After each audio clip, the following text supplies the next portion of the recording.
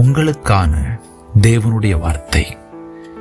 சமாதானத்தை உங்களுக்கு வைத்து போகிறேன், என்னுடைய சமாதானத்தையே உங்களுக்கு கொடுக்கிறேன். யோவான் 14:27. பிரியமானவர்களே, அநேகர் எனக்கு போதுமான பணம் இல்லை, வீடு வசதி வாகனம் இல்லை, ஆதலால் எனக்கு நிம்மதியில்லை என்று சொல்லுகிறார்கள். இன்னும் சிலர் எனக்கு எல்லா வசதியும் உண்டு, ஒரு குறைவும் இல்லை, ஆனால் நிம்மதி மாத்திரம் இல்லை என்கிறார்கள். இன்னும் சிலர் எனக்கு எந்த உறவும் இல்லை, ஆகையால் எனக்கு நிம்மதியில்லை என்று சொல்லுகிறார்கள்.